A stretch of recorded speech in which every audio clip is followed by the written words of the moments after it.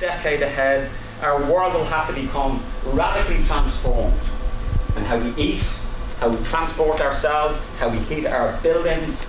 And I'll just leave you with a question for those of you who heard me speak before, a question I usually do at every event like this, to show you this challenge that we have ahead, but also the opportunities, is to name me one thing in this room, one thing that isn't made in whole or part, or transported here in whole or part, without the use of coal, oil or gas.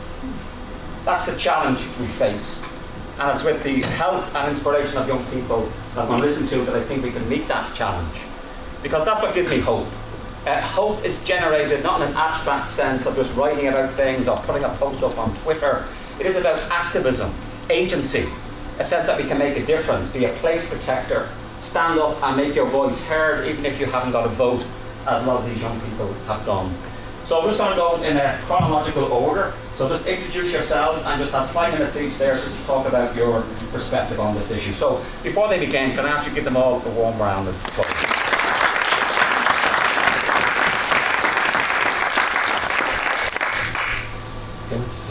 I'll go first. My name is Dara McAnulty, and about 4 years ago I started a blog, and that was because I felt completely alone in my love of nature. I felt like there was nobody out there, and I felt alone and isolated, and it was horrible. And this blog gave me a chance to try and discover if there were those people out there and maybe express this frustration that I was feeling, that seeing our natural world declining and falling into a crisis, and I felt like the entire world was being trapped around me. And the blog gave me a chance to open up to myself, to open myself up a bit, and I discovered that there was loads of people out there, and this was amazingly important for me because, as I said, I felt really, really alone. And I started doing talks at different places, like at the Manchester Ecological Society and at the grassroots chant, getting involved with Ulster Wildlife, and just trying to get that message out there that our natural world is suffering and it's in a really bad place. And I've always had the feeling that I wanted to tackle all of these massive problems like climate change, and it's when you look at this massive problem that's quite literally it's world defining, it's across our entire world, and I wanted to take it from my little small bit that I could change. And so I got involved with the Hawkeyes project, and I walked about 35 miles to raise money for satellite tagging raptors, because it seemed to me like, because I absolutely love birds of prey, and seeing them being persecuted, it ripped my soul apart. And I wanted to try and contribute to science in a way that I felt could be made meaningful, in a meaningful way. And so I did the walk and I raised £6,000 for it. And so from this I took hope that bit by bit we can begin to change our world because we have this massive problem. And by tackling it small bits at a time, we can slowly make this world a better place. And so I got inspiration and hope. But my biggest inspiration has always been this beautiful world that we live in, because this world is just the most amazing thing.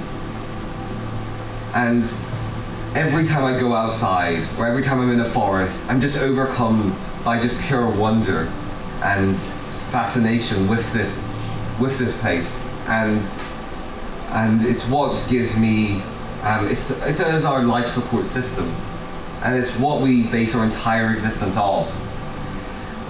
So I kept my work up, and eventually I wanted to compile some of my blogs into a small book.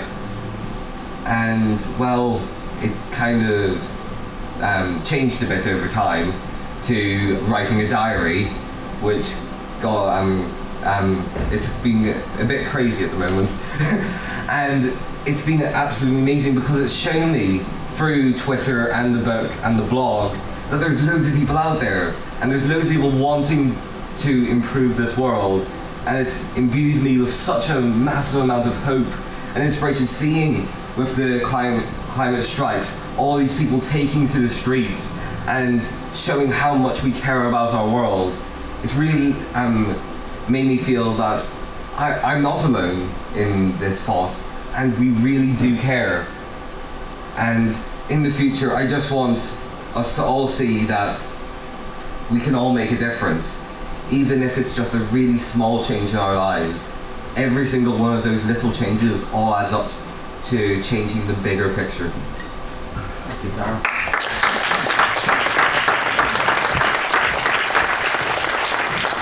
Ellie. My name is Ellie Crawford. I co-founded the Northern Ireland Students Climate Network. We do probably what you know as the monthly strikes at Corn Market, where it's a load of young people yelling. But yeah, I mean, all young people I think have some sort of curiosity and interest in nature, and you know, I was no different. And I used to, you know, my dad used to drill holes in Tupperware boxes, and I'd have all these spiders and worms and everything. I just loved it. But my interest in it, I always led me to these environmental issues, and I thought, oh, what can I do? And I've always seen these things about, well, you know, turn the lights off when you're not in the room, or, you know, take showers instead of baths. And I was just, yes, that's exactly what the government's telling me to do. That's what I'm being told by these agencies. It must be exactly what I should be doing.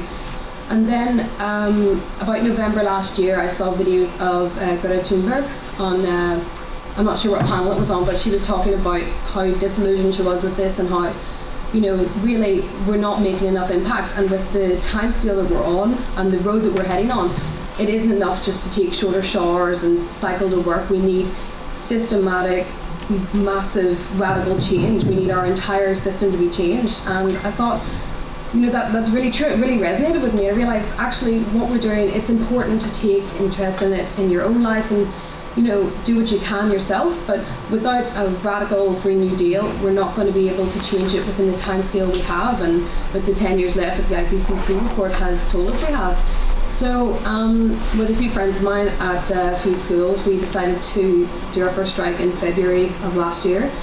And just last month there, we celebrated our 1-year anniversary of striking with quite an interesting sort of Valentine's Day themed strike, and it's been brilliant. It's been an entire year striking. I think the high point was probably September, when we had about 7,000 people striking in Belfast City Centre, marching down Royal Avenue, and it's been incredible. At the first strike last February, there were about 10 of us, and from going from 10 to 7,000 people, it's an incredible jump. And that's not even the whole of it. There's so many people who support us from the sidelines, people who come every month and just to cheer us on and walk past. Some people, you know, from other schools that take their lunch break off and run by us a load of Haribo and then run away once they've given it to us. It's just support from all sorts of people all over the place. And I think I've seen a lot of change in Belfast from the perception of us as activists, and I think activism generally in the country. And I think I've seen a change in the council and the government and what they want to achieve in terms of environmental issues. So, yeah.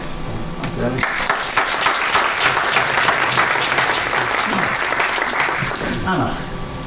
Hi, I'm Anna Kernahan, and I do Fridays for Future strikes in Belfast, and I first started doing them because of attending one of the MASCN strikes in Belfast back in May, and it was just so hopeful. Like, all of the young people there weren't thinking about how catastrophic this crisis is. They were more channeling this fear and this anger into actual action, and it really turned this unsolvable, unachievable, massive, big problem into something that we could maybe change, because we're all under 18. We don't have a vote, we don't have a say in the decisions that affect our future. As children, we can't change a massive amount, but with the climate strikes, it kind of gives us that sense of a little bit of power, that we can advocate for this change that we want. But although the monthly strikes were getting attention in local media, and politicians would come, take a quick selfie, post it on Twitter, and then leave again, we weren't actually seeing the concrete action that we needed and that we were wanting as a result of our activism. So in around the first week of September, I started doing weekly strikes, so just increasing the number of strikes to increase the pressure and to hold the politicians even more accountable. And that's last week, with the 1 year anniversary of NASCN, was the 6-month anniversary of Fridays for Future. And I do that as a solo strike, no one else joins me, and it's the same time, same place, it's just of the monthly, it's just every week. And it has definitely made a difference in that we've got more media attention and slightly more politicians listening and letting us go in on a few of their meetings about the climate crisis, but we still have a long way to go. Yeah.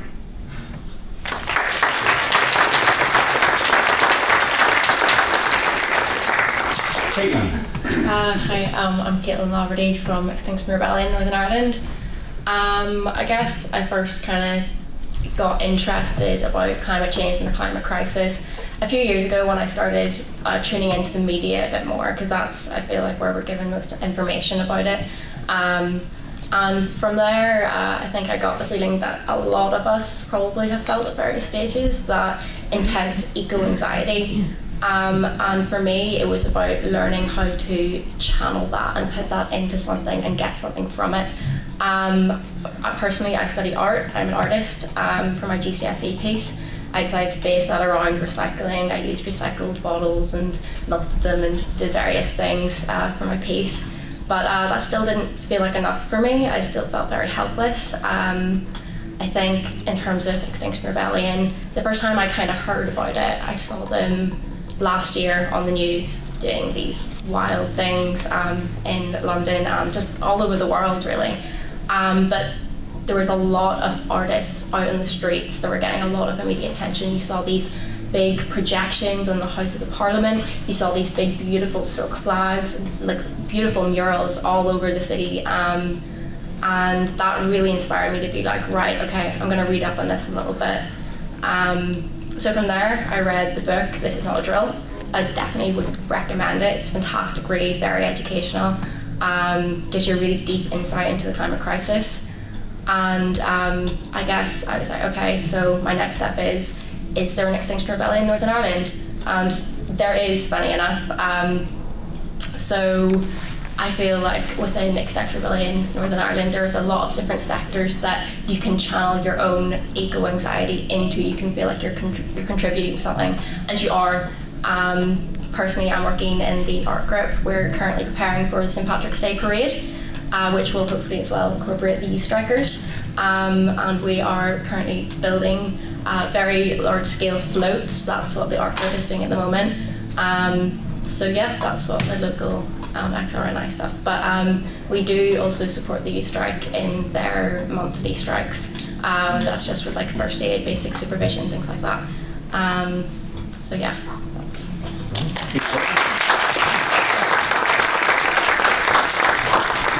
Adults in the room can learn below 20 minutes. Right. So it's open now to yourselves, and could I ask particularly for young people to, I'm going to privilege them if any young people would like to ask a question. Don't feel pressure or make a comment. Otherwise, just put your hand up. You have a roving mic. Well then, maybe while you're thinking, I can ask you all a question. I mean, it was Kaitlyn who asked the issue of climate anxiety. Yeah. What do you think is the best way of dealing with this, and what does it feel like for yourselves as young people with this sense? Well, for me, eco-anxiety really kicked in when I was feeling really, really alone and isolated.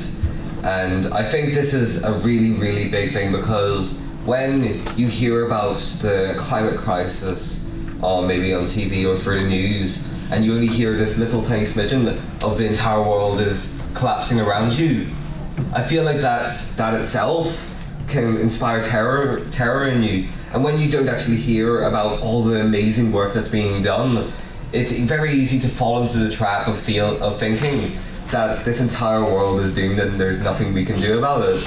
And I think just taking that little bit of time to go, okay then, we still have hope left in this world. There is still a chance that we can improve and save this world.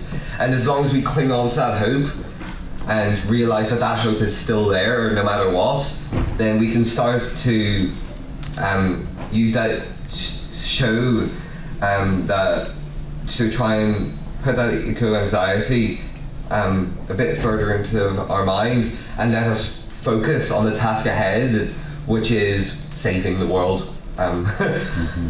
This is the channeling the rage. Channeling the rage. Yeah, I agree completely. It's about channeling this anxiety, and it's, you know, on a smaller scale, it's the same sort of thing as exam stress. You know, you're told by your teachers, channel this stress and this pressure you're feeling into action. Do something, revise, sit down. So it's the same with activism. You're terrified. You're looking at these articles. You're thinking, what has Northern Ireland done to change in the past year or so, and you know, how many years do we have left before there's complete climate breakdown?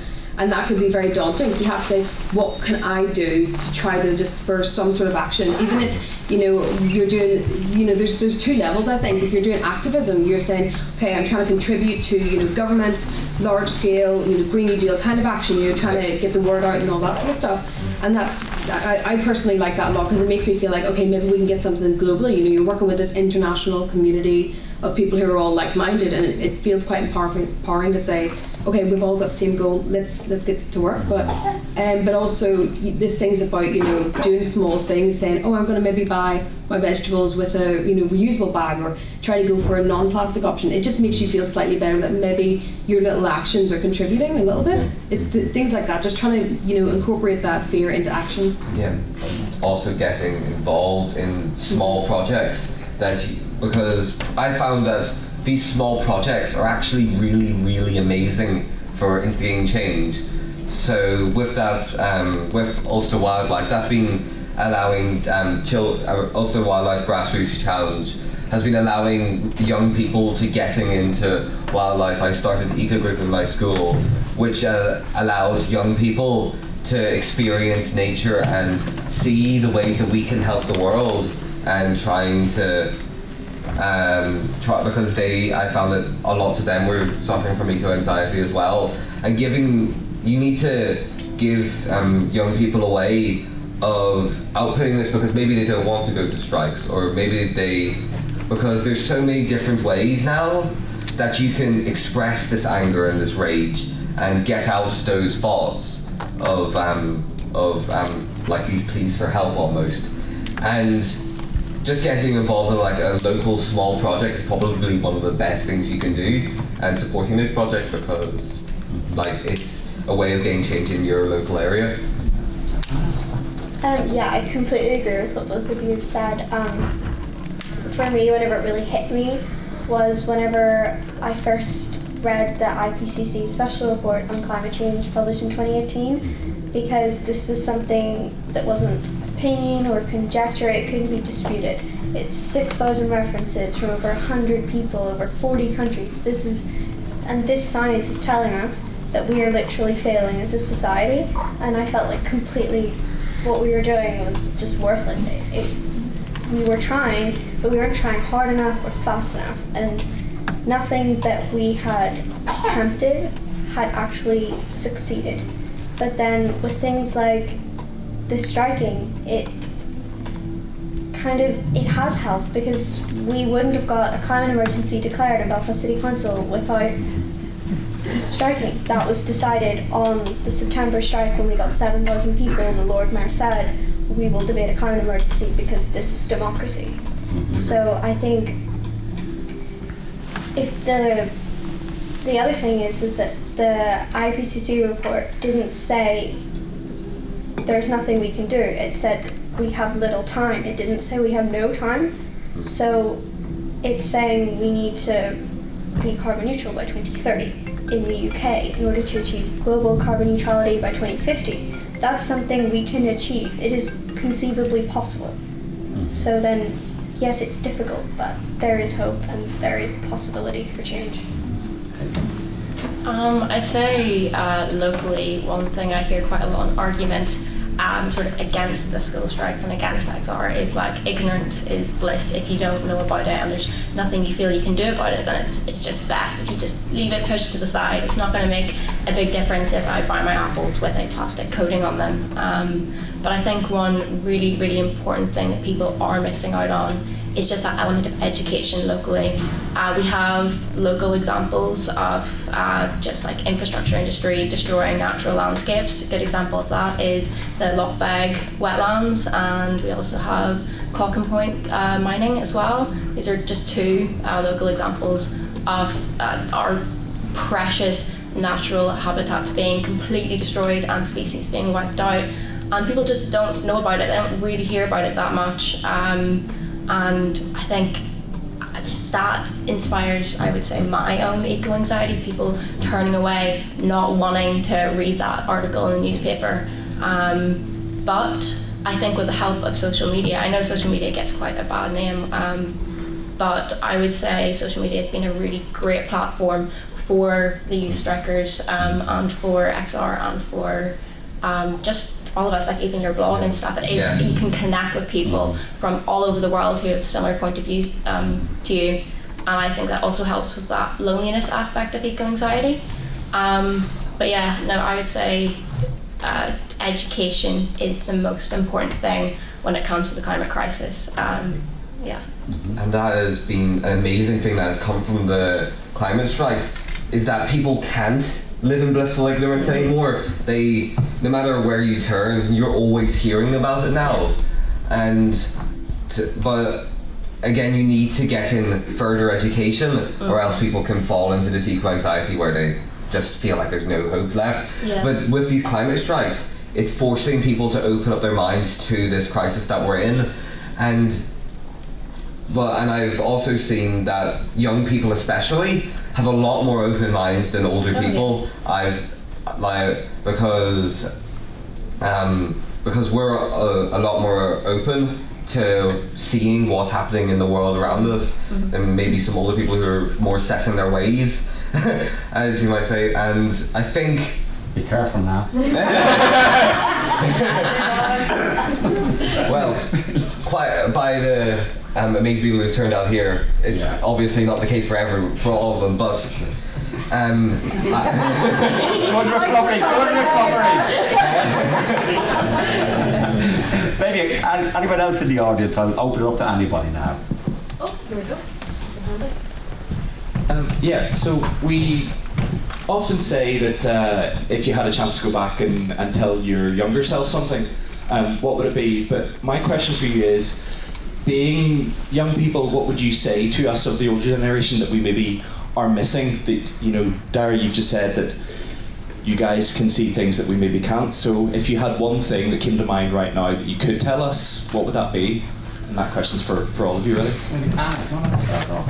Sure. I think one of the big things is people always say to us, why don't you just wait until you're older and maybe become a climate scientist or go into politics? But by the time we're old enough to be able to actually create change and to be able to solve this crisis, it will be too late. So I would say to the adults that you have the power to stop this. The world leaders, the politicians, the people, the adults can change this. We just need to try and influence and inspire you guys to do it for us because we're too young.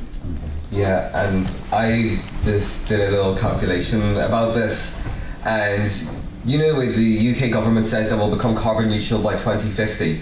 I'll be 46 by then. I don't want to be 46 by the time we're carbon neutral. If it takes for me to go from being 15 to 46 to solve a crisis, we're not going quick enough, are we? And we need this really quick change because, as with the ISPCC report, we're running out of time and we need to get this change in quickly or else the world is going to crumble. And I think this is a thing that we really need to do quickly, but we need to get this change in quickly or else Yeah. I completely agree with what you're saying. What she said there is a direct quote from my geography teacher. He literally told me, geography, you'd expect, he's thinking all about the natural world, he's thinking, it's so important. Actually, he told me, not me specifically, but generally the movement, why don't you just go to university, become a plant scientist? And the thing is, I like languages. I shouldn't have to say I'm going to devote my life and my career path to this because the people who are already on that path, the people who are politicians and have the power, aren't being listened to. They're not listening to the people who have been educated. I should be able to do what I want to do with my life and not have to spend my, our A-level years, planning marches and strikes trying to be heard. I think the one thing that I would say to the older generation is stop valuing the economy over the living world. We're living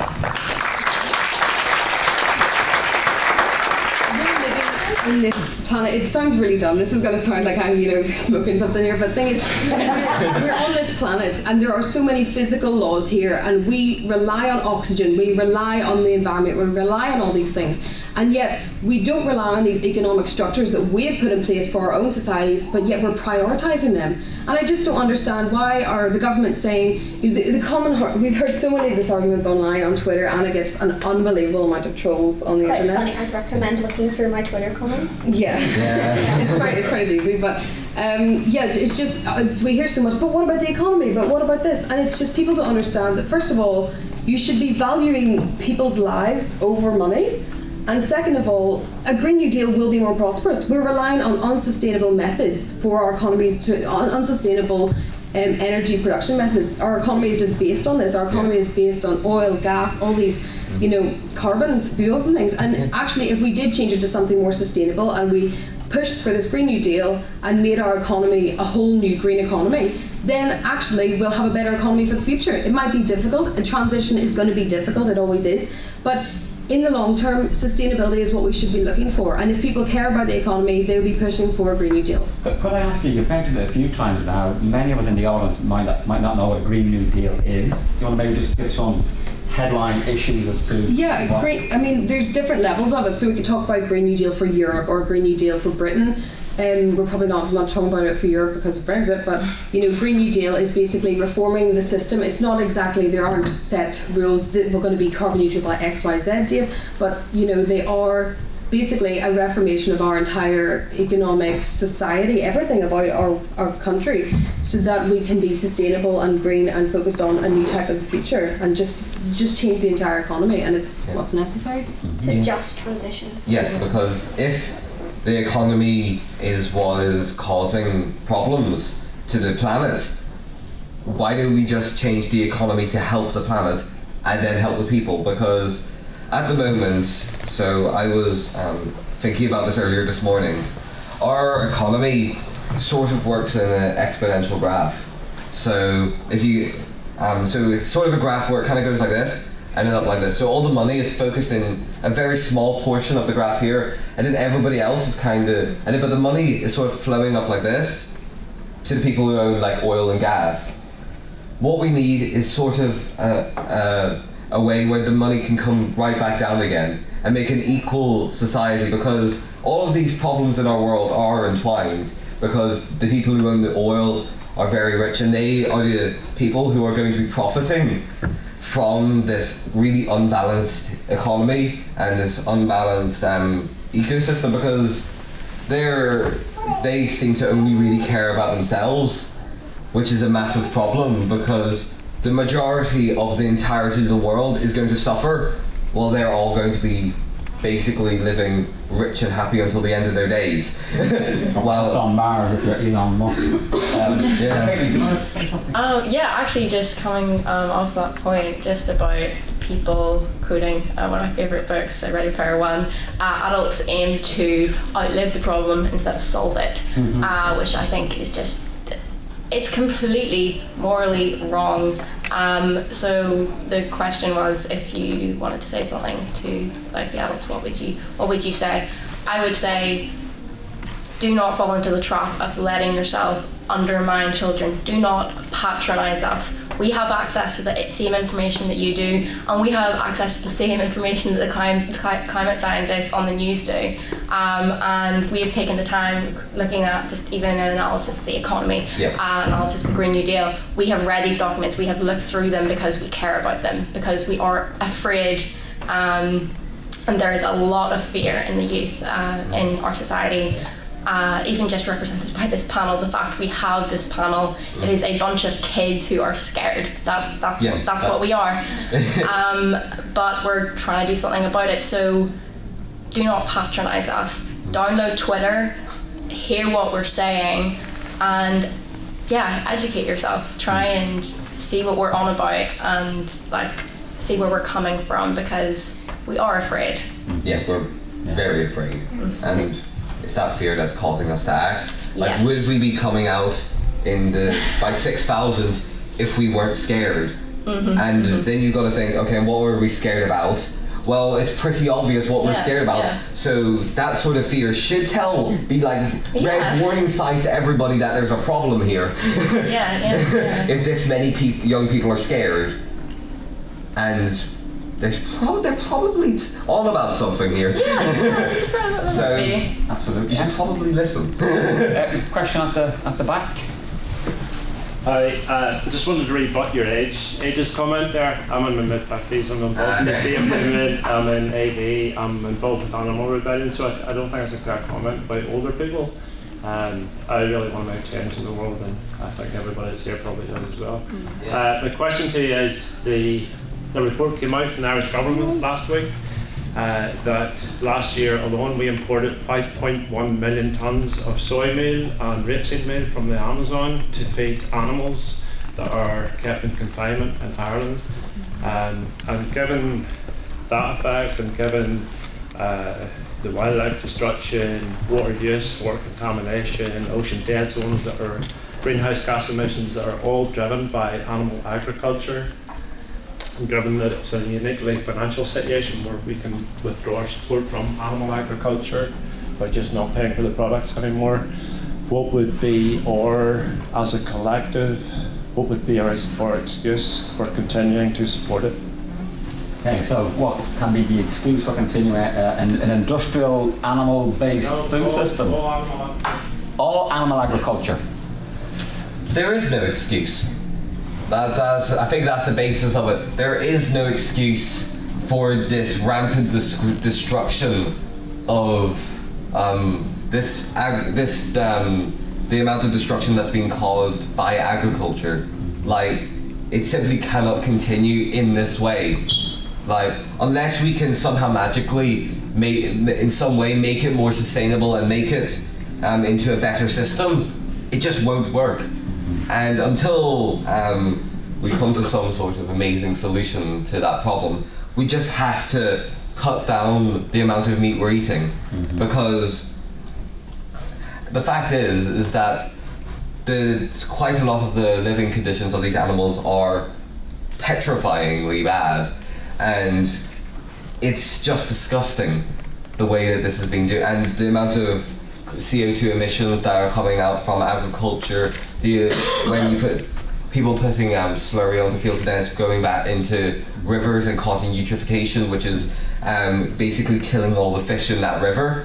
And then you see all of these things happening, and so we just need to change our agricultural system to making it more sustainable. And I'm sure everybody here can agree that we need to reform this system, or else it's going to be, because it's just not working, and it's a problem that needs to be fixed. I think what you're saying is right, and it feeds back into money, because the people who are doing that kind of thing are multinational big corporations. It's not the little local farm 20 minutes down the road that is the problem. It's the mass produced that's the problem.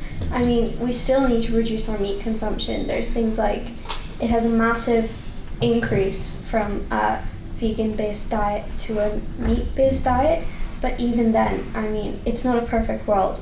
We can't feasibly get everyone to 100% vegan, but at least if they did little things like beef having 3 times the carbon footprint as chicken, or things like putting hazelnut milk in your hot chocolate instead of cowing milk, I don't think, radical change is what we need, but in the time frame that we have, I think any change is better than no change, and sustainable changes are better than no change. But an example of how difficult that is, something may recall earlier this year, I don't know which vegan organisation it was, they took out ads on TransLink buses, and the Ulster Farmers Union were threatening TransLink.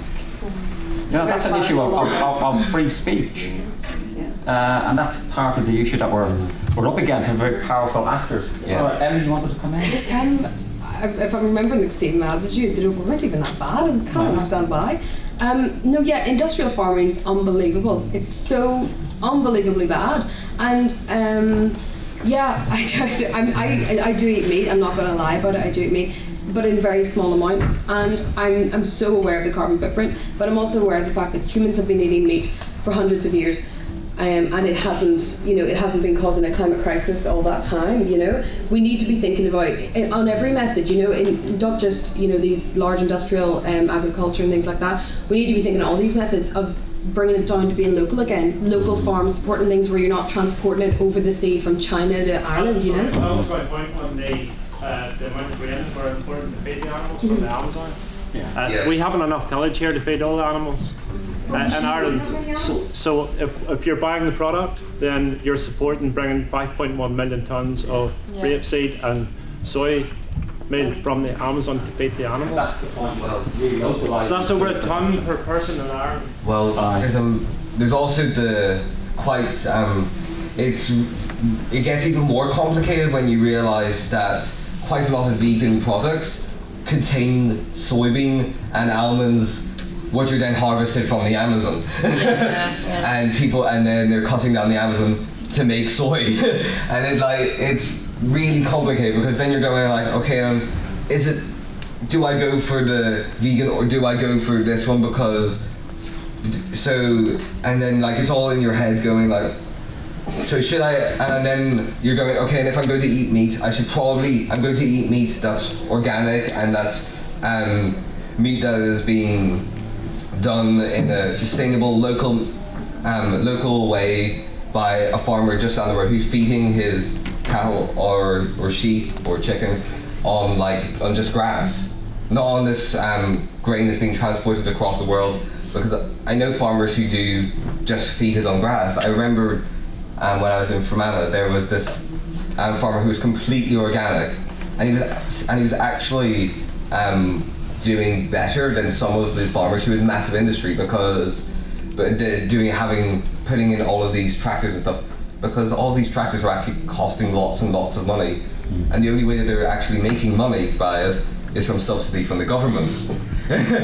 And it feels like slightly counterintuitive to be subsidizing people to destroy the environment while they're not really making any profit at the same time. And it's only the people who are massive sprawling almost factories of animals that are benefiting from this. Mm-hmm. And it's a terrifying thought that they're basically exploiting our farmers who are trying to... Can we move on? There's plenty of people wanting to get in there. We're spending time on this. So, this woman here at the front. You can speak. Yeah, I can hear you. So this is going to be a bit of a long-winded question, but that's the point. So basically, my name is Adele. I had studied marine science, thank you, at Ulster University for the last couple of years, because that's the route I want to go down. I want to go into conservation, I want to learn, and I want to educate. Growing up, and I'm only a couple of years older than you, but when growing up, I had no education regarding conservation and how to be more sustainable, only till I got to GCSE geography, to more specific topics, and through learning outside of school did I learn about how bad the world really is. My question is, for your own experiences, and they're just reimagining, growing up in primary school and secondary school, if the government or the education had been more targeted towards these issues, because scientists have been going on about it for years before it became very big on the media. But I'm wondering if it has become more of a big topic years and years ago, whenever you were growing up, from very young to now, do you think that there would be such a colossal difference? Do you think there could be more done in education whenever you were growing up? Kaitlyn? Yeah, that's actually really interesting you mentioned about sort of the government implementing education about the climate crisis into our curriculum. Funny enough, when I was studying GCSE geography, I think the exam board is SIA, they mention there's a lovely little table set out the pros and cons of excavating fossil fuels, like the different arguments. It's IQA. But CCA had some interesting heard any of that whenever I did GCSE geography. Oh no, it was the pros and cons. Yeah, pros and cons. Yeah. There was stuff saying about how good fossil fuels can be. One of the examples in AQA was if pros and cons of climate change, if we had a warmer climate, you could grow peaches, which would be good for the economy. So it's when you actually haven't necessarily been like educated about this kind of stuff, like by our schools and by the institutions. It has been us self-educating and realising that, and that's why I think there is sort of even like a barrier. Certain people, young people our kind of age, they'll be walking past the strikes and they'll be taking the piss, they'll be shouting stuff, they'll be like, like that's not, like I didn't learn about that, it's not true, like my biology teacher said the strikes are dumb, so like, you know. Because in my year in school, I was the only person who went down the science route for university and who was interested in it outside of school, and I did get bullied about it. People made fun of me because, oh, why are you so concerned about this and that? Why do you bother going to science? And look at it now. Well, in my mock in February, like we did February exams, and one of the questions in A-level biology was a graph, and it was CO2 levels before the Industrial Revolution, after it, and a global mean, and you had to give 2 points, one to reject the claim that humans had contributed to the climate crisis, and one to for the claim, and you actually had to like give the pointers. Have you heard of these things ever? So there's a question here behind.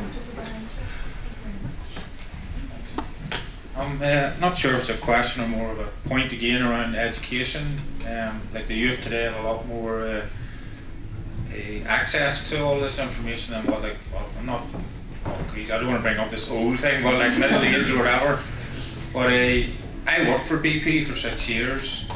I was a drilling engineer offshore, drilling oil wells. Absolutely loved it. It was actually my final job was for performance, so how fast can we actually drill these wells, and you know, meeting targets and stuff like that. But about 2 years ago, I suppose, that I must have had like an eco-anxiety breakdown in work. I was sitting waiting on weather to go to get a helicopter for BP's new project west of the Shetlands. It was like £46 million.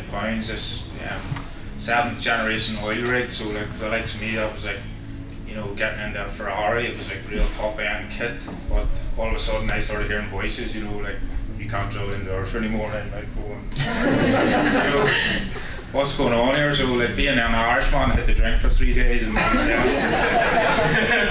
got worse. And then actually the night before I had my noticing, Avatar was on in the hotel. I was like, right. I went to work the next day and said to my boss, I need to talk to you. And he said, right, what do you need to do? And I goes, I need to have my noticing right now. And I more or less did, and came home. And took a year off then. I took a career break. He rang me like 3 days later and said, you know, maybe it was a bit rash. Do you want to think about it? So I did for a year, and I went back over, and then I knew I couldn't do it anymore. So I'm actually at Queen's now, doing a PhD in geothermal energy. Wow. So it's more just a point that once people have the information, like those people that walk by you, they have a personal choice, no matter what age they are, to either do something about it or ignore it. So once you become aware, then you do have a choice. But so it doesn't matter what age you are, I think. But it's you can't know what you already have.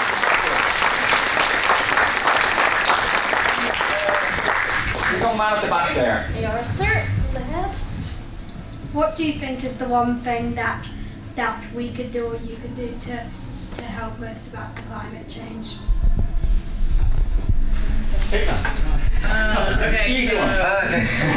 on a personal level, I think it was quite interesting last week. I was at a local sustainable business that basically uses old thrown away like denim jeans and stuff to try and remake like into new clothing. And apparently the fast fashion industry is the second most destructive industry that we have environmentally.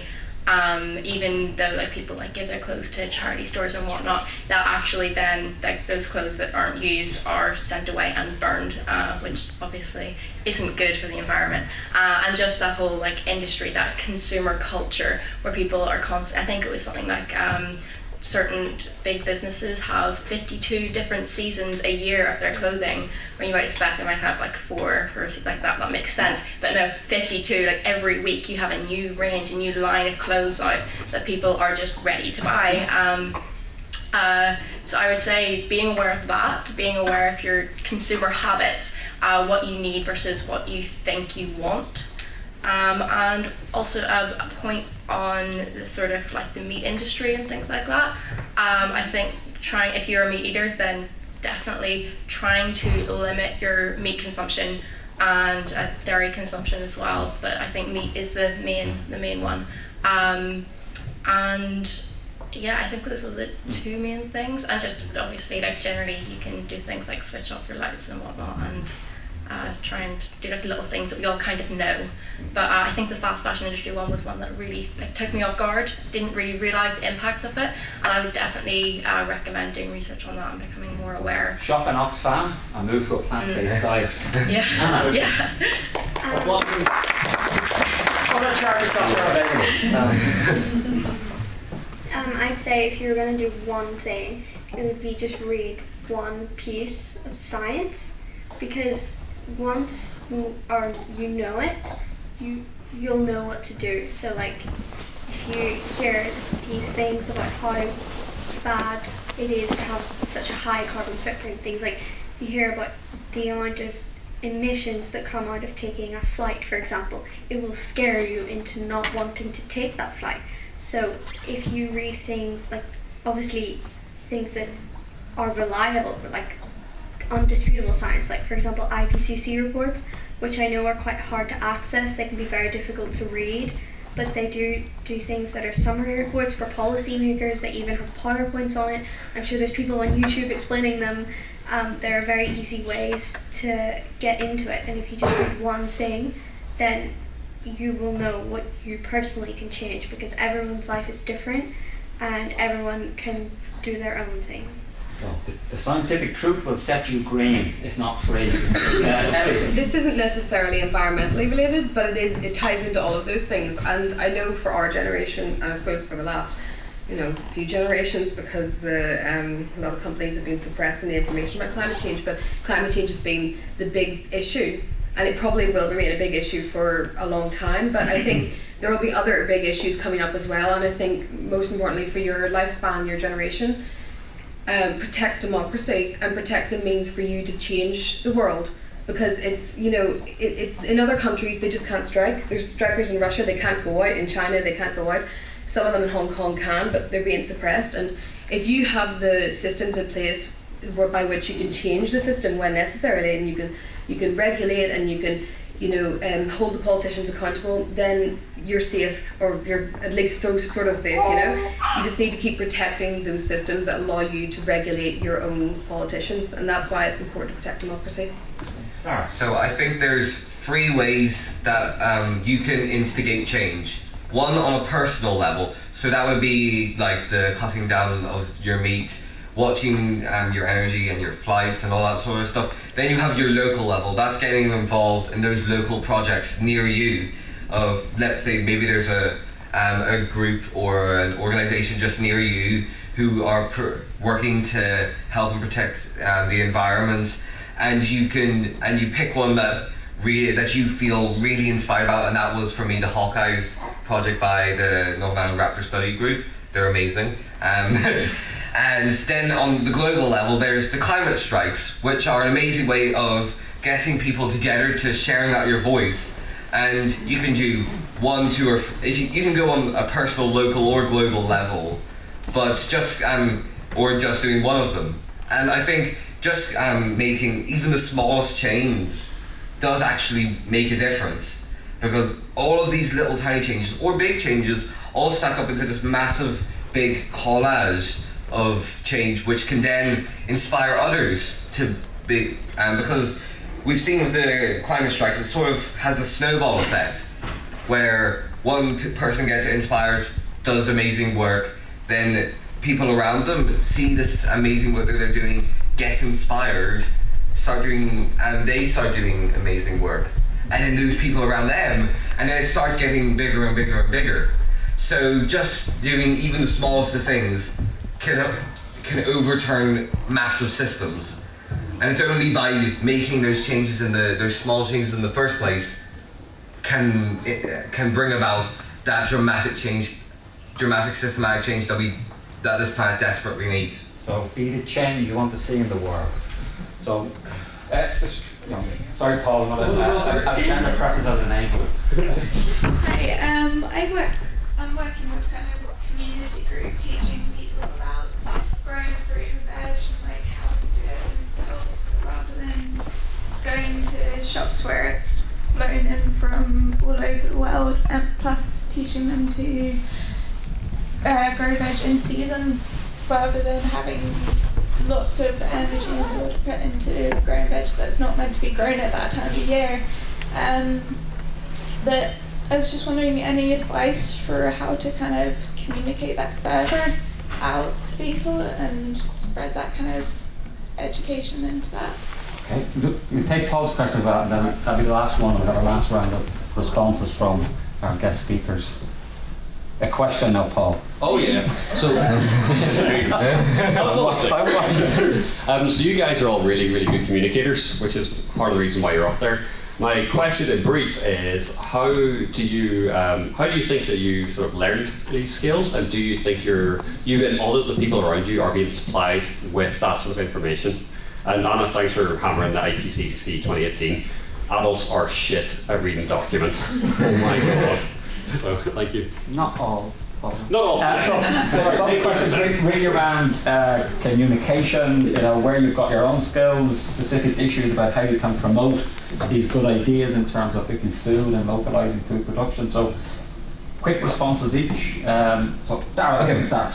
So, with the communication thing, well, I've been to trial and error for the last 4 years, trying some things, failing, trying some other things, that kind of successful. So I've kind of learned through trying lots and lots of different ways of getting my voice out there. So I was doing Twitter, I did YouTube for a little while, didn't really like that as much. Went back to Twitter, then I tried the book, and just like trying all of these different ways of communicating, and eventually I've kind of fallen into a pattern of how I want to communicate. For the vegetable growing point, I think you can use that social media to get it out there, because social media is incredibly powerful, because once you put this message out there, millions and millions of people can see it. And even like in Twitter especially, you can go in, you can, because the way that Twitter works is that you scroll through like your recommends and stuff, and you might just stop at it, look at it for like 5 seconds, and then go that, and then keep on going. And so it's so you've just seen it. It's in the back of your mind now whenever you're thinking about it. And because that's how our brain works, we see things, it goes into our brain. And then even if we've maybe forgotten about it, it's still in there somewhere. And that's the amazing thing about social media, is that we can put forward these ideas, put these little seeds into people's brains, which will then grow into this amazing change, into this amazing movement that we're seeing with the climate strikes and change that's being inspired across the world. Thank you, Darren. Ellie?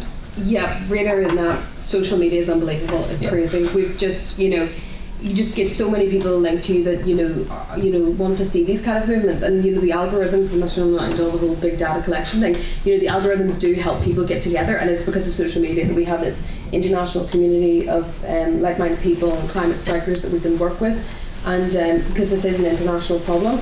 But locally too, we've been able to find all sorts of people that we can work with, and local councillors and politicians. So absolutely, social media is the best thing for that.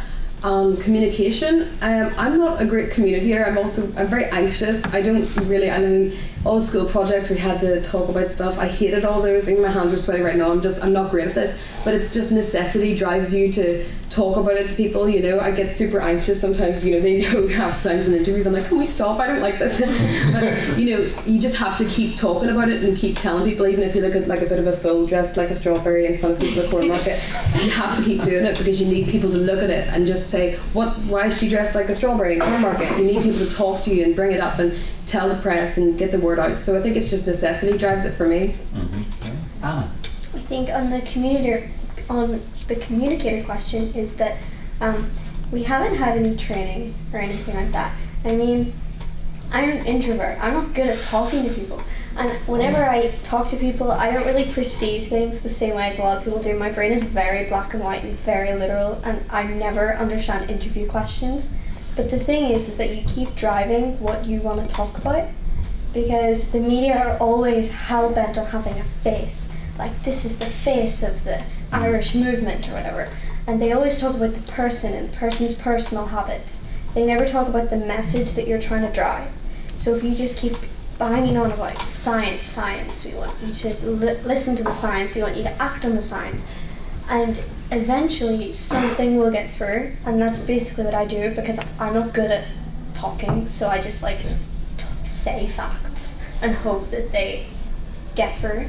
And on the fruit and veg question, I think again, social media, and also if you do it, then other people will see you doing it.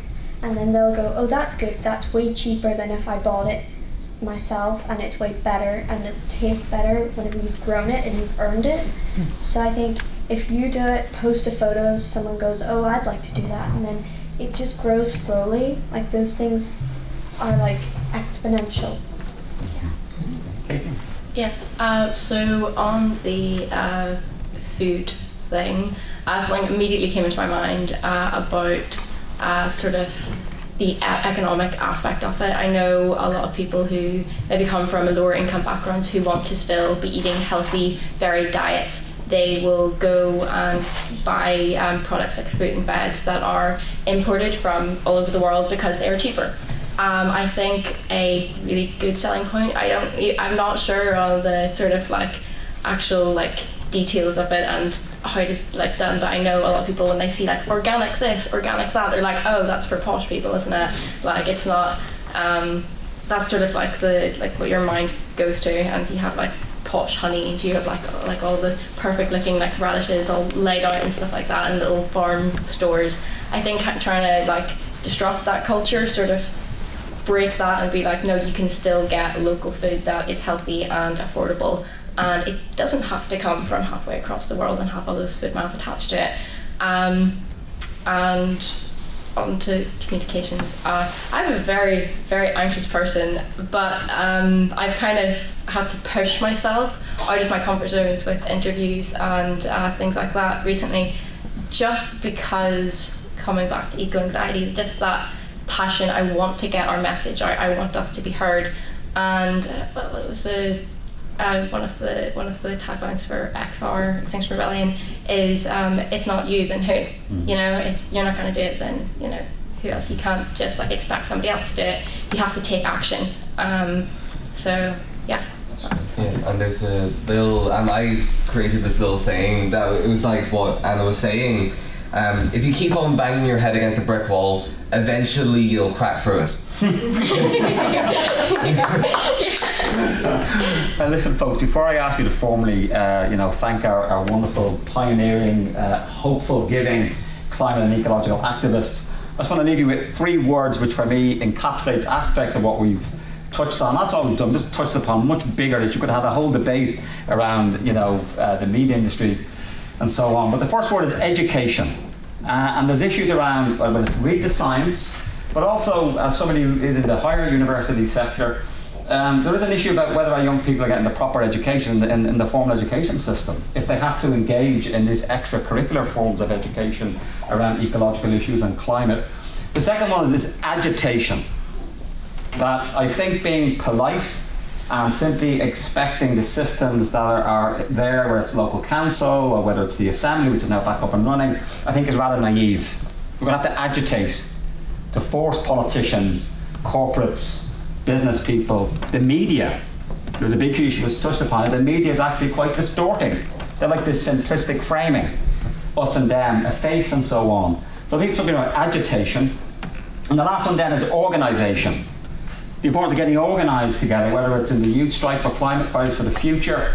I can't help but also think, where are the faith communities in this conversation?